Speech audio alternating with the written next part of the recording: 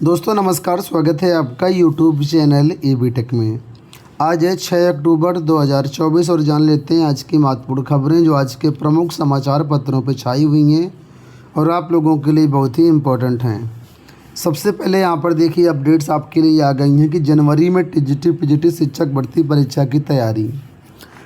मेरठ से ये अपडेट है और उत्तर प्रदेश शिक्षा सेवा चयन आयोग के जो वर्तमान में सदस्य हैं डॉक्टर हरेंद्र कुमार राय, इन्होंने बताया है कि ये परीक्षा की तैयारी जो है आपकी जनवरी में कराई जा रही है। माध्यमिक स्कूलों में टीजीटी पीजीटी शिक्षकों की भर्ती परीक्षा जनवरी तक कराए जाने की तैयारी है। परीक्षा केंद्रों की उपलब्धता नहीं होने पर इन परीक्षाओं को बोर्ड परीक्षाओं के बाद कराया जाएगा।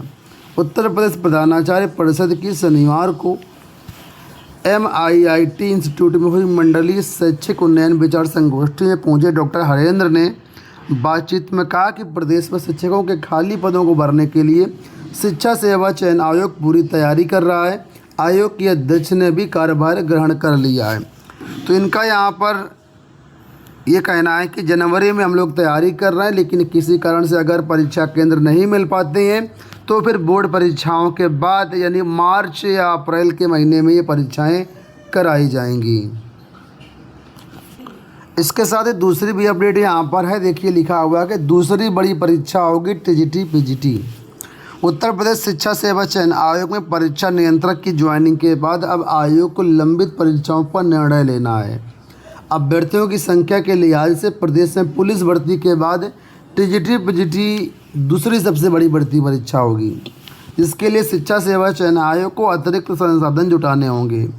बीते दिनों पुलिस भर्ती और आरओ परीक्षा में पेपर लीक के बाद शासन ने नई गाइडलाइन जारी करते हुए केंद्र निर्धारण के नियम काफ़ी सख्त कर दिए हैं। निजी स्कूल कॉलेजों को परीक्षा केंद्र बनाए जाने पर रोक लगा दी गई है। साथ ही 5 लाख से अधिक अभ्यर्थियों पर एक पाली में परीक्षा न कराने, हर परीक्षा केंद्र में CCTV कैमरों की उपलब्धता, कंट्रोल रूम की स्थापना अनिवार्य कर दी गई है। टीजीटी पीजीटी के 4163 पदों पर भर्ती के लिए 13,19,000 विद्यार्थियों ने आवेदन किया है।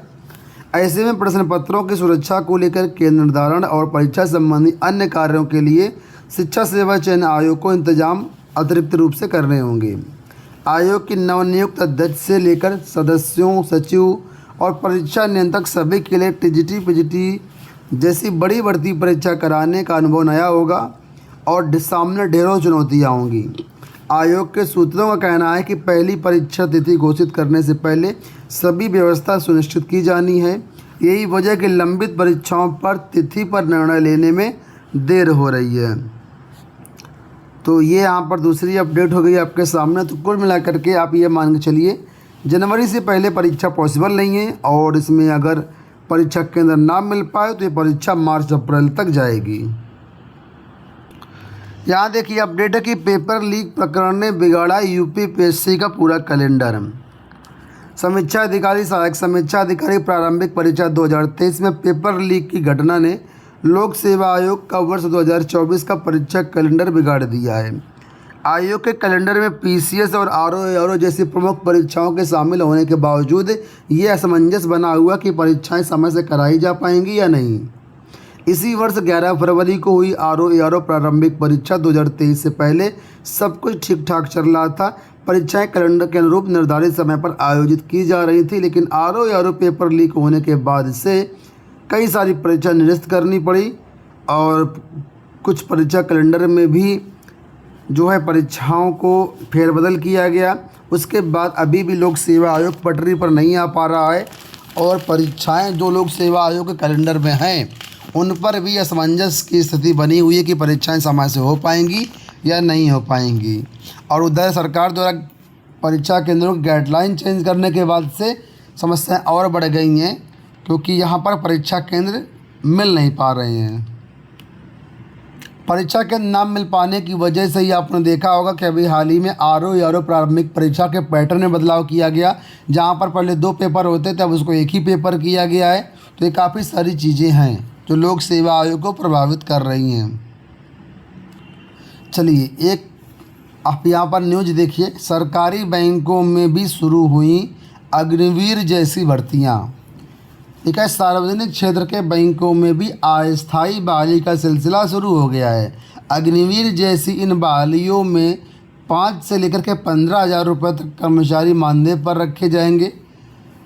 अब नई व्यवस्था के तहत central bank of India, state bank of India, bank of India, union bank of India, Canara bank, Indian overseas bank ने ये भर्ती शुरू कर दी है।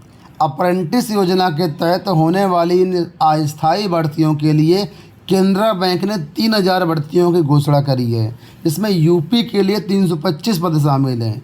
इसी तरह यूनियन बैंक ने 500 और इंडियन ओवरसीज बैंक ने 78 पदों पर आवेदन मांगा है, जिसमें यूपी के लिए क्रमशः 61 और 8 पद हैं। तो अब अभी सेना में अग्निवीर भर्तियां होती थी, अब बैंकों में भी अग्निवीर भर्तियां शुरू हो गई हैं, यानी कि टेम्परेरी भर्तियां। इसमें बैंकों को या कहीं सरकार को पैसा कम देना पड़ेगा, काम वही करवाएंगे। तो ये सारी चीज़ें धीरे धीरे अलग अलग विभागों में भी लागू हो रही हैं। कुछ लोग कह रहे थे अग्निवीर योजना तो बहुत अच्छी है, तो इसका अब सभी विभागों में जब देखने को मिलेगा तब समझ में आएगा कितना अच्छा है।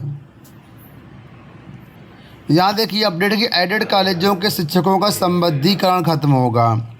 जिला विद्यालय निरीक्षक या अन्य राजकीय कार्यालयों से संबद्ध और मूल विद्यालय से नियमित वेतन लेने वाले प्रदेश के अशासकीय सहायता प्राप्त माध्यमिक विद्यालयों के शिक्षकों का संबद्धीकरण समाप्त होगा। अपर शिक्षा निदेशक सुरेंद्र कुमार तिवारी ने सभी जिला विद्यालय निरीक्षकों और वित्त एवं लेखा अधिकारियों को निर्देशित किया है कि संबद्धीकरण तत्काल निरस्त कर शिक्षकों को अपने मूल विद्यालय में योगदान दिलवाना सुनिश्चित करें। आप लोग देखे होंगे कि एडेड कॉलेजों कई शिक्षक कहीं यहाँ लगे हैं, कहीं वहाँ लगे हैं, अलग अलग जगहों पर उनको संबद्ध किया गया। तो ये व्यवस्था अब खत्म होगी और जो शिक्षक हैं अपने मूल विद्यालय जाएंगे। CHO का मानदेय 5,000 रुपये बढ़ाया गया। राष्ट्रीय स्वास्थ्य मिशन के तहत कार्यरत कम्युनिटी हेल्थ ऑफिसरों के लिए अच्छी खबर है। NHM की ओर से मानदेय कार्य आधारित प्रोत्साहन राशि यानी संशोधित 5,000 रुपये की वृद्धि की गई है। इसे इंसेंटिव से हटा करके मानदेय में शामिल कर दिया गया है। इसका लाभ 17,000 CHO को मिलेगा। वहीं हर महीने कार्य आधारित प्रोत्साहन राशि के रूप में 10,000 रुपये दिए जाएंगे। NHM यूपी की मिशन निदेशक डॉक्टर पिंकी जोवल ने शनिवार को इसका आदेश जारी कर दिया है। अभी तक इन CHO को 20,500 रुपये प्रतिमाह मानदेय और इंसेंटिव के रूप में अधिकतम 15,000 रुपये देने का प्रावधान था। ठीक है, अब इसको बढ़ा दिया गया है। पॉलिटेक्निक की खाली सीटों के लिए विशेष राउंड की काउंसलिंग शुरू। राजकीय अनुदानित पब्लिक प्राइवेट पार्टनरशिप व निजी क्षेत्र के पॉलिटेक्निक संस्थानों की खाली सीटों के लिए विशेष चरण की काउंसलिंग शुरू हो गई है। इस चरण में खाली 1 लाख सीटों को भरने का प्रयास होगा। तो जो भी अभ्यर्थी अभी तक एडमिशन नहीं ले पाए पॉलिटेक्निक में, वो लोग इसमें एडमिशन ले सकते हैं। 7 अक्टूबर को सीट अलॉटमेंट होगा और 10 तक प्रवेश लेना होगा। 7वें चरण की काउंसलिंग में 6 तक करनी होगी चॉइस फिलिंग। देखिए दिया गया कि यूपी बोर्ड के आश्रम पद्धति विद्यालय ग्रेडिंग में साबित हुए फिसड्डी। समाज कल्याण विभाग के अधीन संचालित यूपी बोर्ड के आश्रम पद्धति विद्यालयों का प्रदर्शन सर्वनाक रहा है।